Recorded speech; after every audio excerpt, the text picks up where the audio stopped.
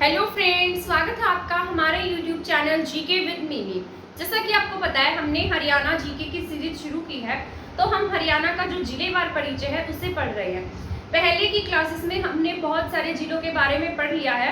आज की जो हमारी क्लास रहेगी वो रहेगी फतेहाबाद जिले के बारे में। ठीक है, जैसा कि आपको पता है, मैंने आपको जो हमारे हरियाणा के 1 नवंबर 1966 को जितने जिले बने थे उनके बारे में, और इसके साथ साथ 1 नवंबर 1989 को जो जिले बने उनके बारे में कंप्लीट पढ़ा दिया है। ठीक है, 1 नवंबर 1966 को हम 7 जिलों के बारे में पढ़ चुके हैं, और 1 नवंबर 1989 को हमारे कितने जिले बने थे?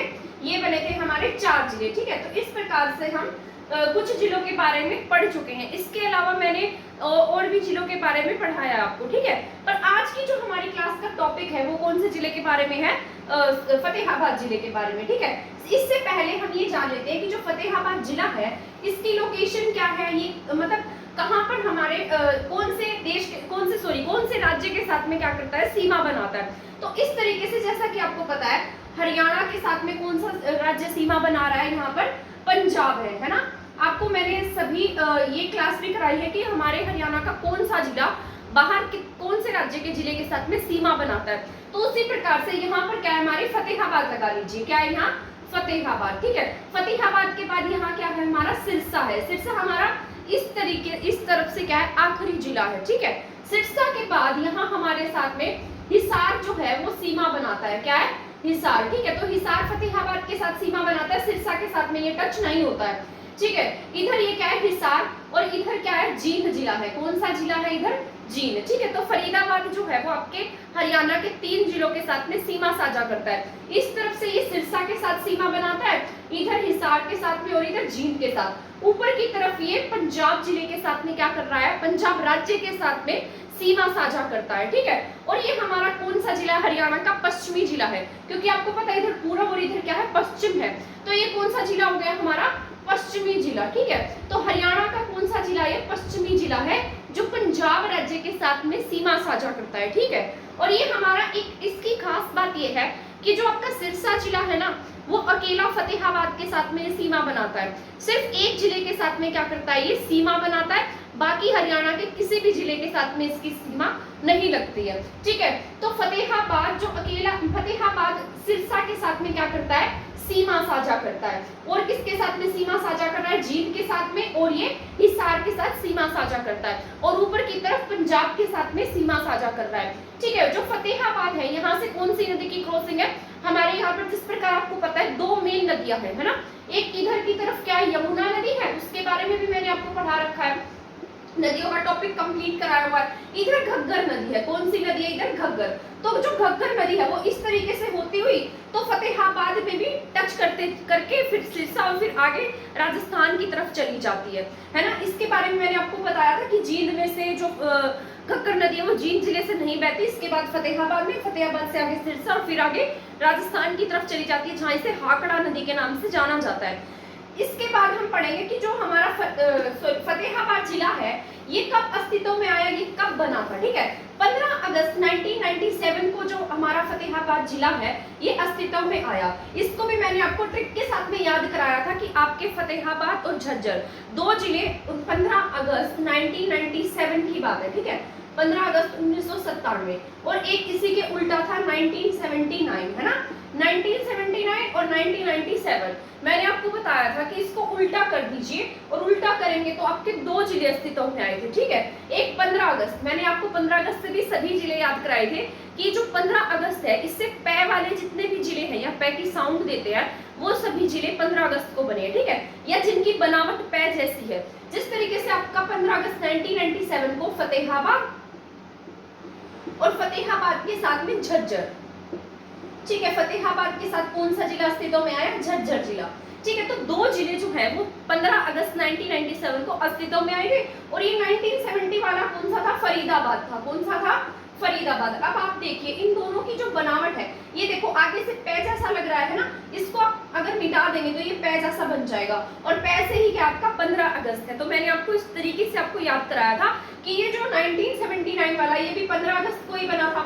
है ना, और ये कौन सा बना, फरीदाबाद। इसके बाद इसको अगर हम उल्टा कर देते हैं, उल्टा करने के बाद हमें दो जिले मिलते हैं, एक फतेहाबाद और एक झज्जर। तो आज की क्लास में हम फतेहाबाद के बारे में पढ़ लेते हैं और नेक्स्ट में हम झज्जर के बारे में पढ़ लेंगे, क्योंकि हमने जो हमारे जिलों के बारे में पढ़ा है वो इसी तरीके से रिलेट करके पढ़ा है कि कौन सी तारीख को कौन सा जिला बना था। ठीक है, तो ऐसे आपको याद करने में क्या हो जाती है, थोड़ी सी आसानी हो जाती है। और आपको इनके ईयर्स भी अगर आप ऐसे मतलब जोड़ जोड़ कर पढ़ेंगे तो आप इनके ईयर्स भी और इनकी डेट्स भी नहीं भूलेंगे। तो जो फतेहाबाद है इसे किस किस नाम से जाना जाता है, इसको किसने बसाया था, इन सब के पीछे पुरानी मान्यताएं रही हैं। ऐसा माना जाता है कि जो फतेहाबाद है ये 1351 के आसपास की बात है। आपने एक तुगलक वंश के एक शासक के बारे में सुना होगा जिसका नाम क्या था, फिरोज शाह तुगलक, जिसे शाह ए शहर, शाह ए नहर के रूप में जाना जाता है। ठीक है, शाह ए शहर, क्योंकि उसने बहुत सारे क्या बसाए, शहर बसाए थे और बहुत सारी नहरों का निर्माण करवाया। ऐसी मान्यताएं हैं कि इसने क्या बनाए, 1200 शहर और 1200 नहरों का निर्माण करवाया था। इसी वजह से इसे इसका क्या नाम रखा गया, इसे शाह ए शहर और शाह ए नहर के रूप में हम जानने लगे। और इसने हमारे हरियाणा में दो क्या बसाए थे, दो शहर बसाए थे। ठीक है, उसमें से एक क्या है आपका, फतेहाबाद है। फतेहाबाद पूर्ण रूप से बसाया गया क्या था, फिरोज शाह तुगलक के द्वारा पूर्ण रूप से बसाया गया शहर था। एक बार एग्जाम में क्वेश्चन भी आया था कि बताइए फिरोज शाह तुगलक के द्वारा कौन सा शहर बसाया गया, तो ऑप्शन में एक तो फतेहाबाद था और उसमें हिसार भी था। ठीक है, अब आप इसमें कंफ्यूज हो जाएंगे कि क्योंकि दोनों ही जो शहर है वो फिरोज शाह तुगलक के द्वारा बसाए गए थे कि अब हम इनमें से किसको टिक करें। पर जो फतेहाबाद है वो पूर्ण रूप से बसाया गया था। जो हिसार है, हिसार का सिर्फ गुजरी महल था जो फिरोज शाह तुगलक ने बनवाया था। उन्हें मतलब फिरोज शाह तुगलक ने गुजरी महल बनवाया, इसीलिए क्या माना जाता है कि 1354 में हिसार शहर की स्थापना किसके द्वारा कराई गई, फिरोज शाह तुगलक के द्वारा कराई गई। परंतु जो फतेहाबाद है ये पूर्ण रूप से किसके द्वारा बसाया गया, फिरोज शाह तुगलक के द्वारा। तो फिरोज शाह तुगलक एक बार मतलब युद्ध जीत कर आ रहे थे और वहां फतेहाबाद, जो आज जिसे आप फतेहाबाद के रूप में जानते हैं, यहाँ पर आकर क्या करने लगे, मतलब रेस्ट करने लगे। ठीक है, और इनकी जो पत्नी थी उन्होंने वहां पर पुत्र की प्राप्ति हुई, यानी कि पुत्र को जन्म दिया और पुत्र जन्म के अवसर पर क्या हुआ, मतलब इन्होंने इसका नाम क्या रख दिया, फतेहाबाद। और उस टाइम इन्होंने जो युद्ध था वो जीत भी लिया था, फतेह कर लिया था। फतेह का मतलब ये क्या होता है, जीतना होता है ना, तो जीता। तो इस जीत की खुशी में फतेहाबाद क्या बसा दिया, इस नगर का नाम भी क्या रखा इन्होंने, फतेहाबाद, और अपने पुत्र का नाम भी क्या रखा, फतेह सिंह। ठीक है, तो तीन तीन खुशियां इन्हें मिली थी, युद्ध जीता, पुत्र प्राप्ति हुई, है ना, और इसका नाम भी इनके द्वारा क्या रखा गया, फतेहाबाद रखा गया। तब से लेकर आज तक हम फतेहाबाद को किस नाम से जानते हैं, फतेहाबाद के नाम से जानते हैं। और फतेहाबाद का एक उपनाम है जिसे क्या कहते हैं हम, हमारी पिंक सिटी, है ना।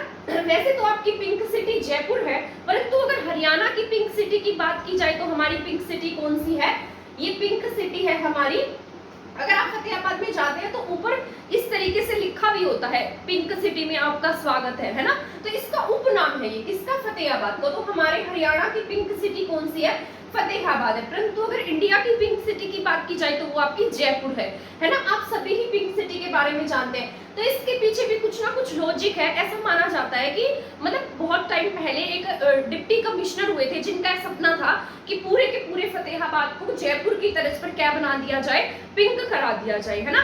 तो पिंक बनाने का जो सपना था वो तो इनका पूरा नहीं हो पाया, परंतु फिर भी इसे मतलब इसका जो उपनाम है वो ऐसा रखा गया कि ये क्या है, हरियाणा की पिंक सिटी है। तो आज हम इसे किस नाम से जानते हैं, पिंक सिटी के नाम से भी हम इसे जानते हैं। और भी यहाँ पर क्या रहती थी, एक जनजाति थी जिसे भील जनजाति के नाम से जाना जाता है। कौन सी की बहुत पुराने समय में थी, भील जनजाति। ठीक है, तो भील जनजाति की वजह से इसे उदयपुर के नाम से भी जाना जाने लगा। किसके नाम से, उदयपुर या उदयनगरी भी कह सकते हैं। ठीक है, तो इसके लिए क्या है, अलग अलग बहुत सारी पुरानी मान्यताएं हैं, जिस वजह से जो फतेहाबाद है उसके क्या है, अलग अलग नाम जो है वो आपको देखने को मिलते हैं। जैसे पिंक सिटी है वो मैंने बता दिया था आपको। अब ये उदयनगरी भील जनजाति की वजह से है।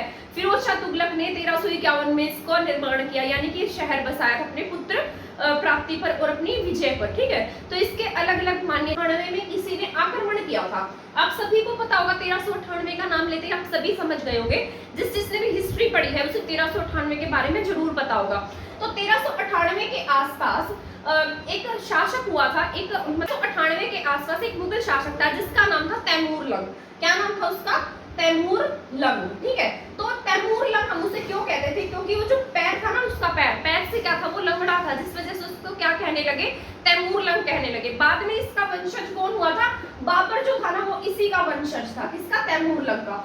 तो तैमूर लंग जो है वो हमारे हरियाणा में आया, हरियाणा में वो इस तरीके से आया था, ठीक है। यहाँ पर सिरसा, पहले सिरसा में आया, सिरसा से फिर वो कहाँ गया, फतेहाबाद में। और ऐसा माना जाता है कि फतेहाबाद में उसने बहुत कत्लेआम किया था, मतलब इतना क्रूर शासक था ये। इसने क्या किया, बिल्कुल लोगों की लाशें बिछा दी थी, इतना कत्लेआम किया था। सबसे अधिक कत्लेआम जो है वो तैमूर लंग के द्वारा ही किया गया, बिल्कुल मतलब क्रूर से क्रूर शासकों में अगर किसी की गिनती की जाती है वो तैमूर लंग है, ठीक है। फिर इसके बाद में ये फतेहाबाद से होता हुआ इस तरीके से फिर ये आगे दिल्ली की तरफ भाग गया, ठीक है, मतलब चला गया ये। और ये मतलब लोगों का बिल्कुल खून करता हुआ जा रहा था बिना ही वजह से। अगर रास्ते में बच्चे, बूढ़े, कोई भी इंसान इसे दिखता उसी की हत्या कर देता था, इतना क्रूर था, ठीक है। तो 1398 में इसने क्या किया था, हमारे फतेहाबाद में कत्लेआम किया था। तो इसलिए भी इसको जाना जाता है, क्योंकि हमारे हरियाणा में इसी तरफ से गया था, हरियाणा के बीच के एरिया में ये नहीं आया था, तो बाहर से होकर ये चला गया था, ठीक है। तो तैमूर लंग को इसलिए आपको याद रखना है। बाबर का क्या था, बाबर इसी का वंशज था। और ऐसा माना जाता है कि ये पहले जो फतेहाबाद है ये कौन से इलाके में आता था, फतेहाबाद जो है वो पहले जो रानिया रियासत है ना, रानिया रियासत पहले फतेहाबाद में थी, परंतु आज हम रानिया को कहाँ पढ़ते हैं, आज रानिया फतेहाबाद में नहीं है, आज कहाँ पर है, सिरसा में है। लेकिन पहले जब इनकी रियासतें हुआ करती थी अलग अलग, तो उन रियासतों में से जो फतेहाबाद है वो किस में काउंट किया जाता था, मतलब उसको सिरसा, रानिया को फतेहाबाद में मिला दिया गया था। अब कहाँ है रानिया, अब सिरसा में है। ये रियासतों की बात हो रही है, जिलों और कस्बों की बात नहीं है। अगर हम इनकी बात करते हैं तो आज रानिया किस में आता है, सिरसा में आता है। परंतु जो रतिया है ना, ये दोनों नामों में बच्चे बहुत कंफ्यूज रहते हैं। रानिया आपका कहाँ पर है, ये सिरसा में है, और रतिया कहाँ है, ये आपका फतेहाबाद में। तो इन दोनों को लेकर आपको कभी भी कंफ्यूज नहीं होना है, और ऐसे ही एग्जाम में पूछता भी है, क्योंकि बच्चे इन दोनों में क्या रहते हैं, कंफ्यूज रहते हैं, और इन्हीं में से क्या पूछ लेता है, क्वेश्चन पूछ लेता है। तो रानिया आपका सिरसा में है, रतिया कहाँ है, आपका फतेहाबाद में है, तो ये आपको याद रखना है, ठीक है। इसके बाद हम पढ़ते हैं नेक्स्ट, में यहाँ पर लिख देती हूँ कि यहाँ की जनसंख्या घनत्व कितना है, यहाँ का एरिया कितना है, यहाँ कितने पढ़े लिखे लोग हैं, यहाँ लिंगानुपात कितना है ना, तो उन सब के बारे में भी हम एक बार पढ़ लेते हैं, ठीक है। इसके बाद मैंने लिखा है कि जो फतेहाबाद जिला है इसका एरिया कितना है, ठीक है। तो इसका एरिया है 2538, तो आप इसको इसी तरीके से याद रखेंगे कि 2500 प्लस इसका एरिया है, कितना है, 2538 या 2500 प्लस। टोटल हमारे हरियाणा का एरिया 44,212 वर्ग किलोमीटर है, जिसमें से 2538 एरिया किसका है, फतेहाबाद का है। यहाँ से आप अंदाजा लगा सकते हैं कि जो फतेहाबाद है इसका एरिया अच्छा खासा है, यानी कि मतलब ये छोटा एरिया नहीं है। और ये कहाँ से अलग करके बनाया गया था, फतेहाबाद जो है इसको हिसार से अलग करके बनाया गया था। और आज जो फतेहाबाद जिला है ये किस में आता है, ये हिसार मंडल में आता है ना। और जो पुलिस रेंज है, हिसार पुलिस रेंज में ही फतेहाबाद जिला काउंट किया जाता है, उसी में आता है। जैसे आपके 6 मंडल है ना, उन्हीं मंडल में ये काउंट होता है, और आपकी 5 पुलिस रेंज है और उसी पुलिस रेंज में ये हिसार में आता है, ठीक है। मंडल भी हिसार और पुलिस रेंज भी हिसार, और इसको अलग भी हिसार से ही करके बनाया गया था। इसके बाद मैंने लिखा है हेडक्वार्टर। हेडक्वार्टर के बारे में मैंने आपको बताया था कि जितने भी जिले हैं सभी के हेडक्वार्टर कहाँ है, उनकी मतलब जो डिस्ट्रिक्ट है उसी में है, बस एक महेंद्रगढ़ को छोड़कर। महेंद्रगढ़ का जो हेडक्वार्टर है वो कहाँ पर है, नारनौल में है। इसके बाद मैंने लिखा है उपमंडल। क्या है, उपमंडल। उपमंडल कौन से हैं, ये है फतेहाबाद, टोहाना और रतिया, है ना। उपमंडल क्या है, फतेहाबाद है और टोहाना है। टोहाना के बारे में भी हम कंप्लीट पढ़ेंगे, क्योंकि इसका भी जो इतिहास है वो पुराना है। इसके बाद है रतिया। रतिया आपको इसलिए याद रखना है क्योंकि ये क्या है, यहाँ की एससी रिजर्व सीट है, ठीक है। क्या है, यहाँ की एससी रिजर्व सीट है। जो मैंने आपको बताया था एक रानिया है, रानिया कहाँ पर है, सिरसा में है, लेकिन फतेहाबाद की एससी रिजर्व सीट कौन सी है, रतिया है। और रतिया कहाँ पड़ेगा, आपके फतेहाबाद में पड़ेगा, ठीक है। तो इसको भी आपको याद रख लेना है। इसके बाद है तहसील। तहसील में फतेहाबाद है, टोहाना और रतिया। तो उपमंडल भी यही है और तहसीलें भी यही है। इसके बाद मैंने लिखा है यहाँ की जो उप तहसील है उसमें भूना है। भूना भी इंपॉर्टेंट है। भट्टू इसलिए फेमस है क्योंकि जो भट्टू है ना वो पहले रियासत थी, जिसकी वजह से इसको जो है वो भटियाना इलाके में काउंट किया जाता था, ठीक है। भट्टू रियासत थी, परंतु अंग्रेजों ने क्या किया, यहाँ पर अंग्रेजों ने युद्ध किया और यहाँ के जो लोग थे ना उनको यहाँ से भगा दिया था। मतलब अंग्रेजों का यहाँ बोलबाला थोड़ा सा ज्यादा हो गया था जब ये रियासत थी, तो ये भट्टू रियासत रही थी। इसके बाद है जाखल। जाखल बहुत इंपॉर्टेंट है, क्योंकि जाखल इसलिए इंपॉर्टेंट है क्योंकि फतेहाबाद एक अकेला ऐसा जिला है जिसका जो रेलवे स्टेशन है वो उसके डिस्ट्रिक्ट में ना होकर कहाँ पर है, जाखल में है। कहाँ है, जाखल में। तो अगर आप फतेहाबाद जाएंगे तो फतेहाबाद का रेलवे स्टेशन आपको फतेहाबाद में ना मिलकर कहाँ पे मिलेगा, जाखल में। जैसे जितने भी डिस्ट्रिक्ट है उनके जो मेन रेलवे स्टेशन होते हैं वो कहाँ होते हैं, उनके डिस्ट्रिक्ट में होते हैं। जैसे रेवाड़ी, हिसार, रोहतक, है ना, अलग अलग है। परंतु इसका जो रेलवे स्टेशन है वो कहाँ पर है, इसका रेलवे लाइन लगा लीजिए, वो कहाँ है, जाखल में है। वो कहाँ पर नहीं है, फतेहाबाद में नहीं है। इसके बाद जनसंख्या, यानी कि इसकी जनसंख्या बहुत अधिक नहीं है, बहुत ज्यादा लोग यहाँ पर नहीं रहते। 9 लाख प्लस जनसंख्या है। मतलब अगर यहाँ पर 9 लाख जनसंख्या है तो इसका मतलब आप यहाँ पर अंदाजा लगा सकते हैं कि यहाँ पर क्या नहीं होगा, नगर निगम भी नहीं होगा। क्योंकि नगर निगम आपके वहां पर बनाए जाते हैं जहां पर जनसंख्या 10 लाख से ज्यादा होती है। पर यहाँ की जनसंख्या आप देख रहे हैं कितनी है, 9 लाख प्लस है। तो यहाँ पर मतलब छोटा एरिया है, छोटे मतलब एरिया तो काफी बड़ा है परंतु जनसंख्या कम है, बहुत कम लोग रहते हैं। ठीक है, इसके बाद मैंने लिखा है जनसंख्या घनत्व। तो जनसंख्या घनत्व भी इसका बहुत मतलब 371 ही है, मतलब बहुत खुले एरिया में यहाँ पर लोग रहते हैं। ठीक है, इसके बाद में है साक्षरता दर। साक्षरता दर आपको इसलिए याद रख लेनी है क्योंकि मैंने आपको बताया था कि मेवात जो जिला है वो सबसे कम पढ़ा लिखा जिला, हरियाणा का सबसे कम साक्षर जिला कौन सा है, मेवात है। मेवात के बाद अगर दूसरे जिले की बात की जाए साक्षरता में तो सबसे कम साक्षरता कहाँ पर है, आपके फतेहाबाद में ही है। ठीक है, सबसे अधिक तो हमने गुरुग्राम में पढ़ी थी, मैंने आपको बताया था, पर सबसे कम की बात मैं यहाँ पर कर रही हूँ। तो सबसे कम यहाँ पर लिटरेसी रेट है, सेकंड नंबर पर कम लिटरेसी रेट में फतेहाबाद आता है। ठीक है, तो ये आपको भूलना नहीं है, पहले नंबर पर मेवात, दूसरे नंबर पर फतेहाबाद। और यहाँ पर उल्टा है, फिर ये क्या है, लिंगानुपात। मैंने आपको लिंगानुपात के बारे में भी बताया था कि जो मेवात है, मेवात सबसे कम पढ़ा लिखा है परंतु वहाँ का लिंगानुपात क्या है, सबसे ज्यादा है। ठीक है, तो फर्स्ट नंबर पर हम किसे काउंट करते हैं, मेवात को। पर अगर सेकंड नंबर की बात की जाती है तो सेकंड नंबर का जो लिंगानुपात है वो ज्यादा कहाँ पर है, फतेहाबाद में है। पर लिटरेसी रेट क्या है, इसका उल्टा है, यानी कि साक्षरता दर जो है वो अपोजिट है इसकी। ठीक है, तो हमने इसको अपोजिट करके ही याद किया हुआ है कि जहां पर लिंगानुपात ज्यादा है वहां साक्षरता दर कम है, और जहां तक ज्यादा है वहां लिंगानुपात कम है। तो ये दोनों एक दूसरे के वाइस वर्सा है, यानी कि अपोजिट है। ठीक है, तो लिंगानुपात कितना है यहाँ का, 902, सेकंड हाईएस्ट लिंगानुपात है यहाँ का। ठीक है, मतलब सेकंड ज्यादा है, और यहाँ पर साक्षरता दर सेकंड कम है। ठीक है, और यहाँ की एक खास बात है कि जो मतलब वन है, वनों में जो परसेंटेज की बात की जाए तो सबसे कम परसेंटेज वनों का कहाँ पर है, फतेहाबाद में ही है। ठीक है, सबसे अधिक वन पंचकुला में थे, मैंने आपको बताया था, है ना। और इसके बाद जो सबसे कम वन की बात थी वो कहाँ थे, पानीपत में भी कम वन थे। और परसेंटेज की बात अगर की जाती है तो फतेहाबाद में क्या है, सबसे कम वन है परसेंटेज में। ठीक है, और एससी की बात की जाएगी तो क्योंकि एग्जाम में पूछ लेता है इसलिए मैं आपको बता रही हूँ, क्योंकि जो एससी है ना, एससी वैसे तो हमारी सबसे ज्यादा एससी कहाँ पर रहते हैं, हिसार में है। लेकिन अगर परसेंटेज की बात की जाए तो सबसे अधिक परसेंटेज में एससी कहाँ रहते हैं, फतेहाबाद में है। ठीक है, ये मैं सिर्फ इसलिए बता रही हूँ क्योंकि आपके एग्जाम में इसमें से क्वेश्चंस आते हैं। ठीक है, तो परसेंटेज में ऐसा माना जाता है कि 20% एससी जो है वो कहाँ रहते हैं, फतेहाबाद में रहते हैं। और सबसे अधिक सिख कहाँ पर है, 26% पूरे इंडिया मतलब पूरे हरियाणा के 26% जो सिख है वो कहाँ निवास करते हैं, सिरसा में। ठीक है, तो अब क्षेत्रफल कितना है इसका, 2538 वर्ग किलोमीटर है। हेडक्वार्टर इसका फतेहाबाद में है, उपमंडल इसके फतेहाबाद, टोहाना और रतिया है। तहसीलें भी यही है। उप तहसील की बात की जाए तो भूना है, भट्टू है और जाखल है। भूना आपका इसलिए फेमस है क्योंकि यहाँ पर क्या बनाया गया है, अमरूद का जो एक क्षेत्रीय सेंटर होता है ना, रीजनल सेंटर, वो यहाँ पर बना हुआ है। ठीक है, इसलिए भूना को हम पढ़ रहे हैं। जनसंख्या इसकी क्या है, 9 लाख प्लस है। लिंगानुपात 902, सेकंड हाईएस्ट है। साक्षरता दर 67%, सेकंड लोवेस्ट। ठीक है, और जनसंख्या घनत्व 371 है। आई होप ये पॉइंट्स जो है वो आपको समझ में आ गए होंगे। ठीक है, इसके बाद मैं आपको नेक्स्ट बताती हूँ कि यहाँ पर कौन से एरिया फेमस है, यहाँ से कौन सी पर्सनैलिटी है, कौन से घूमने के स्थान है, उन सब के बारे में भी हम एक बार पढ़ लेते हैं। ठीक है, तो मैं आपको बताती हूँ पंडित जसराज के बारे में। आप सभी जानते होंगे पंडित जसराज जी के बारे में। ये हमारे हरियाणा के नहीं बल्कि इंडिया लेवल पर भी इनका बहुत बड़ा नाम था। ठीक है, बॉलीवुड में भी ये मतलब बहुत अधिक फेमस रहे थे। ये इनका जो जन्म है, वैसे तो ये पहले जब इनका जन्म हुआ, जो ये जिस गांव में ये पैदा हुए थे, इनके गांव का नाम था पीली मंढोरी। क्या नाम था, पीली मंढोरी। ठीक है, तो जब जिस गांव में ये पैदा हुए थे तो उस गांव ये जब मतलब पीली मंढोरी में जब ये पैदा हुए तब इनका जो गांव है ये पहले हिसार डिस्ट्रिक्ट में पड़ता था।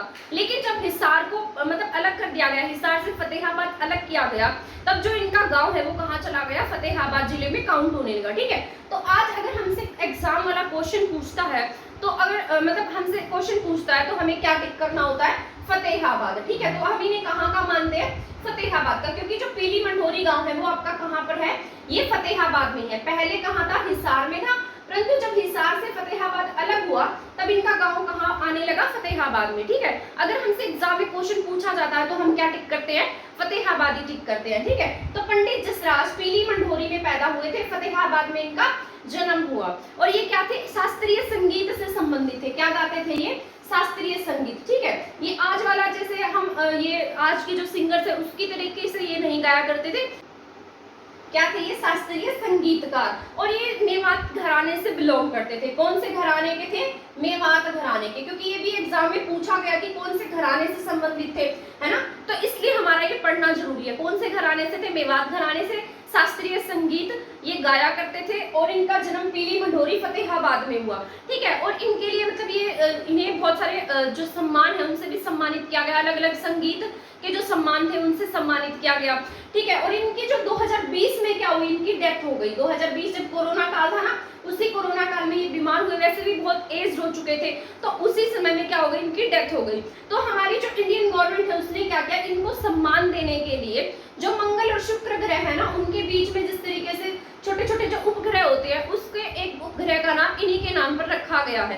ठीक है, तो आप यहाँ से इनके सम्मान का अंदाजा लगा सकते हैं कि इंडिया लेवल पर भी इनका बहुत बड़ा नाम था। इनका पंडित जसराज का, मेवात घराने से क्या करते थे? बिलोंग करते थे। 2020 में क्या हुई? इनकी डेथ हो गई। इन्हें स्वर सम्राट की उपाधि से सम्मानित किया गया है। तो हमारे हरियाणा की अगर स्वर सम्राट की बात की जाती है तो कौन है वो? हमारे पंडित जसराज जी हैं। ठीक है, इन्हें हम किस नाम से जानते हैं? स्वर सम्राट। कई बार एग्जाम में भी आता है कि बताइए हरियाणा के स्वर सम्राट कौन है, तो हरियाणा के स्वर सम्राट कौन है? पंडित जसराज है। ये बहुत काफी छोटी एज के थे जब इनके पिता की डेथ हो गई थी। ठीक है, तब बाद में इन्होंने गाना शुरू रखा और कितनी ऊंचाइयों तक ये पहुंच गए। ठीक है, तो इंसान का संघर्ष उसे कहीं तक भी पहुंचा सकता है। ठीक है, वो कहाँ से बिलोंग करते थे? पीली मंढोरी फतेहाबाद से, मेवात घराने से बिलोंग करते थे, शास्त्रीय संगीतकार थे, गाना गाया करते थे। ठीक है, और ये क्या है? मंगल और शुक्र के बीच में जो एक उपग्रह है उनका नाम जो है इन्हीं के नाम पर रखा गया है। ठीक, और ये क्या है? मेवात घराने से। पहले पीली मंढोरी कहाँ पड़ता था? ये पहले हिसार में था, आज पीली मंढोरी कहाँ है? फतेहाबाद में है। ठीक है, आई होप आपको पंडित जसराज जी के बारे में कंप्लीट समझ में आ गया होगा। फतेहाबाद में कुछ पुराने स्थान भी है जो हड़प्पा काल से भी पहले के हैं। ठीक है, तो उसमें कुछ स्थान काउंट किए जाते हैं, जैसे बनावली है आपका, ये हड़प्पा कालीन गांव है। हड़प्पा कालीन क्या है? साइट है, हम इसको क्या कहेंगे? साइट कहेंगे। ठीक है, क्योंकि यहाँ से क्या मिला था? ऐसा माना जाता है कि जो बनावली है ना, वैसे तो हमारे मतलब हड़प्पा सभ्यता के सभी नगर क्या थे? बहुत विकसित थे, और वहाँ की जो नालियां थी वो क्या थी? पूरी पक्की नालियां थी, है ना, घर भी पक्के ईंटों के बने हुए थे। परंतु बनावली जो है ना, जितनी भी हड़प्पा साइट्स रही हैं उनमें से सबसे अगर पिछड़े हुए की बात की जाए तो हमारे बनावली को काउंट किया जाता है। ऐसा माना जाता है कि यहाँ पर क्या थे? मतलब पक्की नालियां वगैरह पक्की नहीं थी, यहाँ ईंटें भी पक्की, मतलब पक्का मकान नहीं था, पक्के फर्श नहीं थे। तो इस तरीके से अगर सभी हड़प्पन साइट्स की बात की जाए और उनमें से सबसे पिछड़े की बात होती है तो बनावली क्या था? सबसे पिछड़ा हुआ था। ठीक है, आर.एस. बिस्ट के द्वारा क्या की गई थी? इसकी खोज की गई। आर.एस.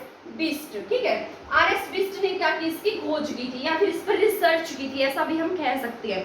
तो बनावली से क्या मिला है? क्योंकि एग्जाम में पूछ लेता है कि यहाँ से क्या मिला था, है ना। अगर हम मतलब हिस्ट्री में भी तो पूछा जाता है कि बताइए सबसे बड़ा स्नानाघर कहाँ से मिला, सबसे बड़ा अन्नानाघर कहाँ से मिला, अन्नाघर कहाँ से मिला, है ना। तो अलग अलग क्वेश्चंस जो है वो एग्जाम में हमें देखने को मिलते हैं। तो उसी प्रकार से बनावली में से भी पूछ लेगा कि बताइए अब बनावली से क्या मिला था। तो बनावली से मिला था हल्का खिलौना। क्या मिला? मतलब मिट्टी के हल्का खिलौना। क्या मिला था यहाँ से? मिट्टी के हल्का खिलौना।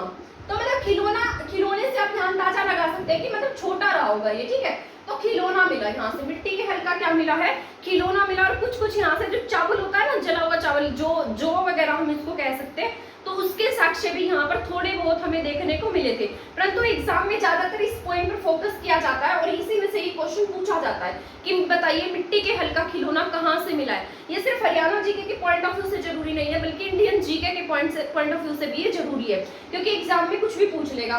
तो बनावली से क्या मिला है? मिट्टी के हल्का खिलौना मिला है। और कौन सी साइड थी? हड़प्पन साइड थी। ठीक है, इसके बाद हम बात करते हैं कुणाल की। कुणाल भी कहाँ है आपका? फतेहाबाद में है। और कुणाल की खास बात ये है कि एग्जाम में ऐसा पूछता है ये किससे पुराना था? हड़प्पा साइड से भी पुराना था। कौन सा? कुणाल। कुणाल की बात की जाए, कुणाल कहाँ है आपका? फतेहाबाद में है। ठीक है, तो ये भी क्या है, हड़प्पन साइट से पहले की साइट है। क्या है ये, पहले की साइट है। अभी आपने सुना होगा कि आपके राखीगढ़ी में जो है एक म्यूजियम बन रहा है ना, जहाँ पर कल परसों ही हमारे हरियाणा के सीएम भी गए थे, जहाँ पर क्या बन रही है, एक म्यूजियम बन रही है। तो उसका दौरा करने गए थे कि वहाँ पर जो काम है वो किस तरीके से चल रहा है। उसके बारे में मैं आपको हरियाणा करंट अफेयर की क्लास में पढ़ाऊंगी। कल की क्लास में हमारे जो अगस्त का जितना भी करंट अफेयर रहा है ना, वो सभी कंप्लीट करा दूंगी, ठीक है। फिर एक नेक्स्ट क्लास बना दूंगी जिसमें हमारा पिछला जितना भी 10 डेज का करंट अफेयर है सितंबर तक का, वो करा दूंगी।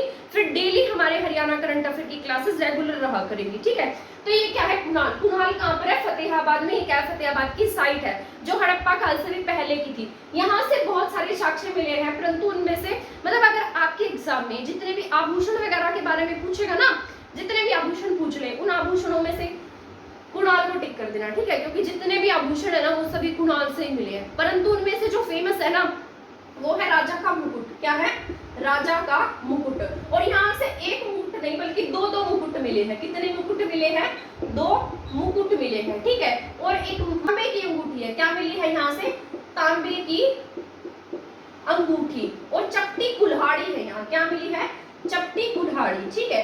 तो आपको यहाँ पर कंफ्यूज नहीं होना है। क्या है, तांबे की अंगूठी और चपटी कुल्हाड़ी, ठीक है। मछली पकड़ने के कांटे क्या मिले हैं यहाँ से, मछली पकड़ने के कांटे। तो आपको इनमें क्या नहीं होना है, कंफ्यूज नहीं होना है, ठीक है। तो यहाँ से क्या क्या मिला है, राजा का मुकुट मिला है, ठीक है। ये तो आपका वैसे ही बहुत इंपॉर्टेंट है, हर एग्जाम में मतलब मोस्ट ऑफ एग्जाम में इसमें से क्वेश्चन जो है वो देखने को मिल जाता है, ठीक है। तो राजा का मुकुट मिला यहाँ से, और एक मुकुट नहीं बल्कि कितने, 2 मुकुट मिले हैं। उसके बाद तांबे की अंगूठी मिली है, चपटी कुल्हाड़ी मिली है, मछली पकड़ने के क्या मिले हैं यहाँ से, कांटे मिले हैं, ठीक है। तो आई होप ये जितने भी मैंने आपको पॉइंट बताए हैं जो कुणाल से संबंधित है, कुणाल का आपका फतेहाबाद में है, हड़प्पा काल से भी पहले की साइट है ये। और क्या नाम है इसका, कुणालगढ़ी क्या है, सबसे बड़ी हड़प्पा कालीन की सबसे बड़ी साइट कौन सी है, राखीगढ़ी है। और सबसे पुरानी भिरडाना की है, ठीक है। और कुणाल और बनावली कहाँ पर है, हमारे फतेहाबाद में। तो इनको आपको भूलना नहीं है, ठीक है। तो बनावली और कुणाल इसको हम कहाँ पर पढ़ते हैं, फतेहाबाद में, ठीक है। तो ये मैंने आपको कंप्लीट समझा दिया है। इसके बाद हम पढ़ते हैं, यहाँ से एक पर्वतारोही हुए थे जिनका नाम था रामपाल। क्या नाम था, रामपाल। ऐसा माना जाता है कि जो रामपाल है ये क्या है, हमारे पर्वतारोही, हरियाणा के क्या है, पर्वतारोही है। और ऐसा माना जाता है कि ये क्या है, हमारे हरियाणा के पहले ऐसे व्यक्ति हैं जो कहाँ पर गए थे, माउंट एवरेस्ट पर। माउंट एवरेस्ट पर जाने वाले हरियाणा के पहले व्यक्ति, क्या नाम है इनका, रामपाल। और ये कहाँ से बिलोंग करते हैं, फतेहाबाद के ये रहने वाले हैं। और एक मेन पॉइंट मतलब हरियाणा करंट अफेयर का पॉइंट है ये, हरियाणा की सबसे कम उम्र की जो सरपंच बनी है वो भी कहाँ की है, ये भी आपके फतेहाबाद की है, ठीक है। महिला सरपंच जो सबसे कम आयु की बनी है, ठीक है। तो ये भी कहाँ से है, फतेहाबाद से। इनका नाम रेखा रानी, जिन्हें सुनीता के नाम से भी जानते हैं लोग, वहाँ के लोग इन्हें क्या कहते हैं, सुनीता। वैसे इनका रियल नेम क्या है, रेखा रानी है, ठीक है। रामपाल क्या थे, ये पर्वतारोही थे। और ये मतलब क्या थे, मतलब हरियाणा के पहले माउंट एवरेस्ट पर जाने वाले व्यक्ति थे, ठीक है। और ये फतेहाबाद की रेखा रानी सबसे कम आयु की क्या बनी है, ये सरपंच बनी है। और हरियाणा की सबसे पहली महिला पायलट जो है वो भी कहाँ से है, फतेहाबाद से। कहाँ से है ये, फतेहाबाद से। तो फतेहाबाद की कितनी खास बातें हमने पढ़ ली आज, है ना। तो पायलट भी कहाँ से है, महिला पायलट, वो भी कहाँ से बिलोंग करती हैं, फतेहाबाद से बिलोंग करती हैं, ठीक है। इनका नाम क्या है, प्रियंका। क्या नाम है इनका, प्रियंका। तो हमने इतने सारे इनके बारे में क्या पढ़ लिया, फैक्ट पढ़ लिया, जो हमारे एग्जाम के पॉइंट ऑफ व्यू से यानी कि करंट अफेयर के पॉइंट ऑफ व्यू से भी जरूरी है। और फतेहाबाद में क्या लगाया गया है, एक प्लांट है। क्या है, प्लांट, ठीक है। तो न्यूक्लियर पावर पॉइंट का जो प्लांट है वो कहाँ पर लगाया गया, जिससे मतलब बिजली प्रोड्यूस होगी, तो वो लगाया गया आपके फतेहाबाद में, ठीक है। जब ये यहाँ पर लगाया गया था ना तो लोगों ने इसका विरोध भी किया था। और कुछ ऐसे बेवकूफ लोग थे जो क्या हुए थे, खुश हुए थे। मैं बेवकूफ इसलिए कह रही हूँ क्योंकि जो न्यूक्लियर पावर पॉइंट होता है ना, मतलब अगर उसका इतना सा भी पॉइंट अगर वहां से कुछ गड़बड़ हो जाती है तो क्या होगा, वो पूरे हरियाणा को खत्म कर देगा। इतना नुकसानदायक होता है ना। वैसे आपने न्यूक्लियर के बारे में पढ़ा होगा, न्यूक्लियर जो बॉम्ब फेंका गया था जापान में, तो आज भी वहाँ के लोग कितना उसको भुगत रहे हैं ना। अगर आज भी उनका जो जन्म होता है ना, अगर वहाँ कोई नया मतलब बच्चा पैदा हुआ है तो या तो अपंग होगा या उसकी आइज में डिफेक्ट होगा, ईयर्स में डिफेक्ट होगा, तो वो पूर्ण रूप से स्वस्थ नहीं होते हैं। और कितने साल हो गए उसको, है ना। अगर यहाँ पर एक भी न्यूक्लियर पावर पॉइंट का कुछ भी मतलब गड़बड़ होती है तो क्या होगा, हमारे हरियाणा को उसका नुकसान है। पर क्या करें, अगर किसी चीज का नुकसान होता है तो उसके फायदे भी होते हैं, है ना। तो हमें वैसे ही बचपन से सिखाया जाता है कि नेगेटिव पॉइंट्स को छोड़कर हमें पॉजिटिव पॉइंट पर फोकस करना चाहिए। तो इसलिए क्या है, फतेहाबाद में क्या बनाया गया है, न्यूक्लियर पावर पॉइंट है जो बिजली वगैरह को क्या करेगा, प्रोड्यूस करेगा, ठीक है। तो न्यूक्लियर पावर पॉइंट ये कहाँ है, हमारे फतेहाबाद में। फतेहाबाद के कहाँ पर है, ये गोरखपुर में है। कहाँ पर है, गोरखपुर में। गोरखपुर का है हमारा फतेहाबाद में, ठीक है। और ये कितने मेगावाट का होगा, ये टोटल 2800 मेगावाट का होगा। कितना होगा, 2800 मेगावाट का, ठीक है। और ये 700 मेगावाट के पावर प्लांट जो पॉइंट्स हैं वो लगाए जाएंगे और कितने फेजेस में लगेंगे, 4 फेजेस में। कितने फेजेस में, 4 में, ठीक है। तो 700 मेगावाट 4 फेजेस 2800 मेगावाट 2013 और 14 के आसपास इसको क्या किया गया था, स्थापित किया गया था। तो कहाँ पर है, ये गोरखपुर में है। मतलब इसकी घोषणा की गई थी, न्यूक्लियर पावर पॉइंट है, ठीक है। और ये कितने मेगावाट का होगा, 2800 मेगावाट का बिजली प्रोड्यूस करेगा, ठीक है। और यहाँ पर 700 मेगावाट के अलग अलग क्या लगेंगे, प्लांट लगेंगे। आई होप यहाँ तक आपको समझ में आ गया होगा। इसके बाद हम नेक्स्ट पॉइंट जो है वो हमारे पढ़ लेते हैं, जो हमारे, ठीक है। इसके बाद मैं आपको पढ़ाऊंगी टोहाना के बारे में। मतलब इसकी क्या है, एक तहसील है फतेहाबाद की जिसका नाम क्या है, टोहाना, ठीक है। टोहाना इसलिए फेमस है क्योंकि ये आज से नहीं बल्कि अंग्रेजों के टाइम से क्या थी, एक रियासत थी। और ऐसा माना जाता है कि इस पर 38 बार, कितनी बार, 38 बार जो विदेशी आक्रमणकारी होते हैं ना, उन्होंने 38 बार इस पर क्या किया था, आक्रमण किया था। तो यहीं से आप अंदाजा लगा सकते हैं कि जो टोहाना है इसकी कितनी अधिक वैल्यू रही होगी। अगर किलों की बात की जाए, टोहाना क्या था, टोहाना का किला भी था। यहाँ पर क्या था, टोहाना का किला। अगर किले की बात की जाती है तो वैसे हमारे हरियाणा में हांसी का जो किला है ना वो बहुत अधिक फेमस है।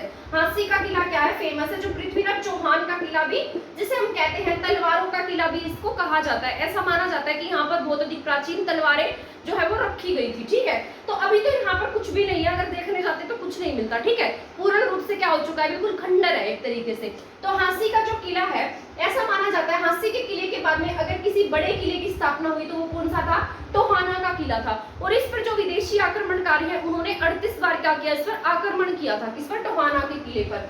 टोहाना इसलिए भी फेमस है क्योंकि यहाँ पर ये क्या रहा है, ये इतना फेमस था कि जो आपका जॉर्ज थॉमस था ना, जो जॉर्ज थॉमस आया था आयरलैंड से आया था, है ना, और टप्पल की जागीर इसके हाथ में थी। तो ये जो जॉर्ज थॉमस है इसने भी इस पर आक्रमण किया और इस पर कई साल तक इसने राज किया। किसने, जॉर्ज थॉमस ने। तो जॉर्ज थॉमस की भी क्या बनी थी, ये रियासत रही थी। किसकी, जॉर्ज थॉमस की, ठीक है। वैसे तो जॉर्ज थॉमस हांसी, हिसार इन जगह पर बहुत अधिक मतलब एक्टिव रहता था। पर जब हमारा फतेहाबाद का टोहाना था ना, उस समय किसमें काउंट किया जाता था, हिसार में काउंट होता था। ये तो बाद में इसको अलग किया गया, पहले किसमें काउंट होता था, ये हिसार में, ठीक है। तो यहाँ से 1857 की क्रांति का नेतृत्व किया गया, अलग अलग लोगों के द्वारा किया गया। और आपको मैं बता दूं 1857 की क्रांति में जब राव तुलाराम थे ना, हमारे राव तुलाराम जी, राव तुलाराम की जो सेना थी उसमें यहाँ से जो लोग थे ना, टोहाना से लोग, वो यहाँ पर गए थे इनकी सेना में शामिल होने के लिए। और इनकी सेना को किस नाम से जाना जाता था, जो टोहाना से गए थे, रिसाला। क्या कहते थे उन्हें, रिसाला। तो रिसाला नाम से जो सेना थी वो कहाँ की थी, टोहाना की थी, ठीक है। तो टोहाना बहुत अधिक प्राचीन रहा है। सिंधु घाटी जो सभ्यता है, वैसे हम क्या पढ़ते हैं यहाँ, सिंधु घाटी सभ्यता का प्राचीन नगर इसको माना जाता है। किसे, टोहाना को। सरस्वती नदी के किनारे ऐसा माना जाता है कि सरस्वती नदी के किनारे बसा हुआ था। प्राचीन इसकी क्या थी, इसकी क्या थी, प्राचीन मान्यताएं थी किसकी, टोहाना की। और ऐसा भी माना जाता है कि जो पाणिनि ऋषि हुए थे ना, पाणिनि के बारे में आप सभी जानते होंगे, मैंने आपको पहले भी बताया पाणिनि ऋषि के बारे में, जिन्होंने क्या लिखी है, अष्टाध्यायी लिखी है। क्या लिखी है, अष्टाध्यायी, जो संस्कृत की बुक है, अष्टाध्यायी, ठीक है, पाणिनि के द्वारा लिखी गई है। पाणिनि किसके दरबार में हुए थे, महापद्मानंद। किसके दरबार में हुए, महापद्मानंद के दरबार में। जिसके बाद में कौन आया था, धनानंद आया था, जिसको किसने पराजित किया, चंद्रगुप्त मौर्य ने, है ना, चाणक्य का अपमान किया था जिसने, आप सभी जानते होंगे। तो महापद्मानंदन के समय में एक संस्कृत के विद्वान थे जिनका नाम था पाणिनि, जिन्होंने अपनी पुस्तक लिखी संस्कृत की जिसका नाम था अष्टाध्यायी। अष्टाध्यायी में भी हमारे टोहाना जो है ना इसका वर्णन मिलता है, ठीक है। तो इसलिए मैं आपको इसके बारे में बता रही हूँ। तो इसकी बहुत पुराने समय से क्या है, मान्यता है, किसकी, टोहाना की।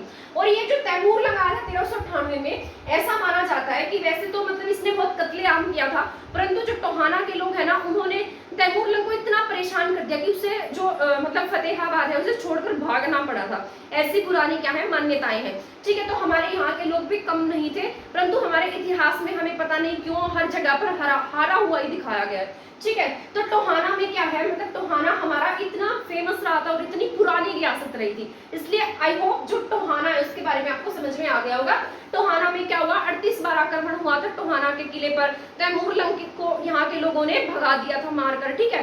और यहाँ पर क्या था, मतलब पाणिनि की जो पुस्तक है उसमें भी इसका वर्णन मिलता है। ऐसा माना जाता है सिंधु घाटी सभ्यता के टाइम में ये प्रमुख शहर रहा था जो सरस्वती नदी के किनारे था, ठीक है। और यहाँ पर जॉर्ज थॉमस का भी कुछ समय तक क्या रहा था, राज रहा था, क्योंकि उसने यहाँ के मतलब यहाँ पर आकर क्या कर लिया, शासन कर लिया था। इनका तो काम ही यही था, बाहर से चले आते थे और हमारे यहाँ पर पैसा लूट कर भाग जाते थे, है ना, ठीक है। इसके बाद मैं यहाँ पर जितने भी हमारे मेन पॉइंट्स है ना वो लिख देती हूँ, ठीक है। आई होप आपको ये जितना भी मैंने पढ़ाया वो समझ में आ गया होगा। अब जितने भी हमारे इंपॉर्टेंट पॉइंट है वो मैं यहाँ पर नोट कर देती हूँ ताकि आपका कोई भी पॉइंट उसमें से रह ना जाए। मैंने यहाँ पर लिखा है 1890 में यहाँ पर क्या हुई, रेलवे लाइन से जो फतेहाबाद है उसको किससे जोड़ा गया, रेलवे लाइन से जोड़ा गया। और कब जोड़ा गया था, 1890 में। 1853 में हमारे इंडिया में रेलवे रेल चली थी सबसे पहले मुंबई से ठाणे 34 किलोमीटर की, है ना।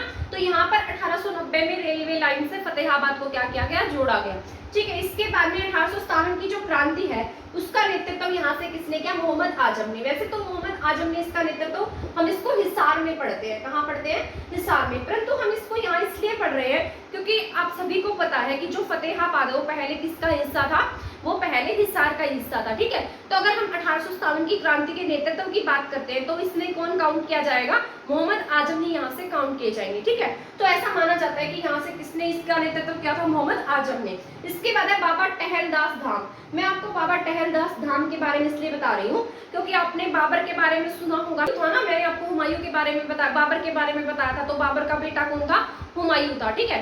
तो जो हुमायूं था उसने क्या किया, मतलब वो अपनी जान बचाते हुए यहाँ से भाग रहा था जब शेरशाह सूरी उसके पीछे लगा हुआ था, है ना। तो अपनी जान बचाते हुए कहाँ जा रहा था, अमरकोट पाकिस्तान में जा रहा था। और जाते जाते वो कहाँ पर रुका था, बाबा टहलदास धाम में अपनी जान बचाते हुए यहाँ रुका था, ठीक है। तो कुछ समय के लिए हुमायूं यहाँ रुका था। तो यहाँ पर क्या है, बाबा टहलदास धाम में कौन रुका, हुमायूं रुका था। इसके बाद है अमरूद प्रजनन केंद्र। ये कहाँ पर स्थापित किया गया, ये भूना में है। कहाँ है ये, भूना में। तो अमरूद प्रजनन केंद्र की बात की जाएगी तो आप कहाँ टिक करेंगे, भूना में टिक करेंगे, ठीक है। इसके बाद है केला और सेब। सबसे ज्यादा केला और सेब की बात की जाए कोल्ड स्टोरेज में, मतलब उसको इकट्ठा करके रखने में, जब हम चीजों को स्टोर करके रखते हैं, है ना, तो कोल्ड स्टोरेज भी होता है फ्रूट्स का, वेजिटेबल का। तो उसी तरीके से केला और सेब का ज्यादा जो कोल्ड स्टोरेज है वो कहाँ पर है, आपके फतेहाबाद में है। इसके बाद है पपीहा पर्यटन केंद्र। मैंने आपको बताया था कि हमारे हरियाणा एक ऐसा राज्य है जिसने अपने जितने भी पर्यटन केंद्र है वो बर्ड्स के नाम पर रखे हुए हैं, ठीक है। तो उसी प्रकार जो फतेहाबाद है, फतेहाबाद का जो पर्यटन केंद्र है वो कहाँ पर है, पपीहा है। किस नाम से है, पपीहा से। 15 सितंबर को इसकी स्थापना की गई थी 1974 में।